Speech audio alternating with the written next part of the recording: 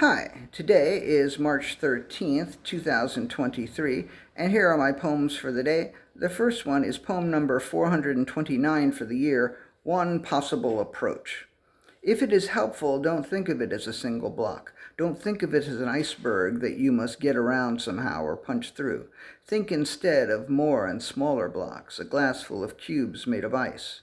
The cubes will melt faster if you can pour into the glass a warm liquid of hope, or even a cold liquid of sadness or anger or pessimism or frustration.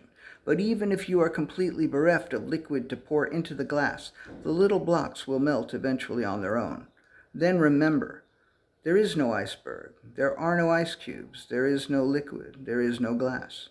These are all metaphors, because maybe consciousness is all there is. Poem number 430, Christianity.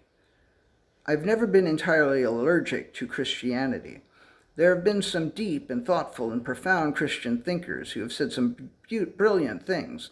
And those things that those people have said have helped a lot of people see the way to a truth that works for them. It is also true, of course, that there have been some absolute fucking idiots who have stumbled upon various ways to convince a lot of people of some stupid fucking bullshit in the name of Jesus, and that is a goddamn shame.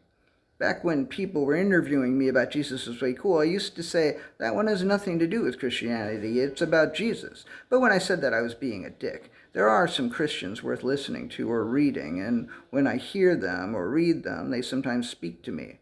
I'm saying that I can find wisdom in Christianity when I look for it, and I can find a lot of stupidity in Christianity when I look for it. And sometimes I find the stupidity without looking for it. And sometimes I find the wisdom without looking for it.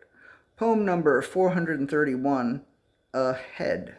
Maybe this is coming to a head for me right now, partly because the last day I partook of any drug was an Easter Sunday in late March, and the anniversary is coming up.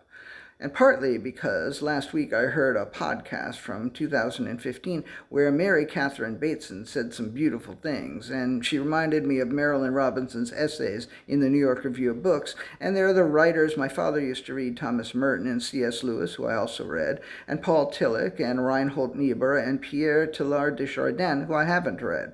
Of course, Christians don't have a monopoly on how to find the faith that works for you, and religion can be at least as dangerous as hallucinogenic drugs. It can really fuck with your head.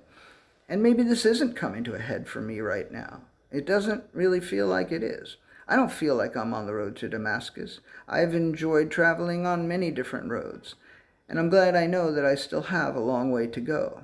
Poem number 432, Not Right Now. To tell you the truth, if I had read de Chardin when I was a teenager, I might have become a Jesuit. I still haven't read him. I guess I really don't want to become a Jesuit, at least not right now. And the last poem for the day, poem number 433, The Church Across the Street. I looked out of the window at the church across the street, and then I took a picture of the church across the street. And then I read a little bit about the church across the street. I learned that the architecture of the church across the street is based on a building in Haarlem in the Netherlands called the Vlees Hall. Then I learned that the Vlees Hall is not a church at all. Vlees Hall means meat hall, and from 1604 to the 18th century, it was the only place in Haarlem where fresh meat could be sold. This left me feeling cold about the church across the street. It gave me an odd feeling about the church across the street. I downloaded a picture of the building that looks like the church across the street. It's such a beautiful building, as is the church across the street. It bothers me that the Vlees Hall sold an awful lot of meat, but I'll try not to think about that when I walk by the church across the street. All right, that's it. That's all for today. Thank you very much for being you. I mean, who else could you be? But still, thank you. I appreciate you a lot.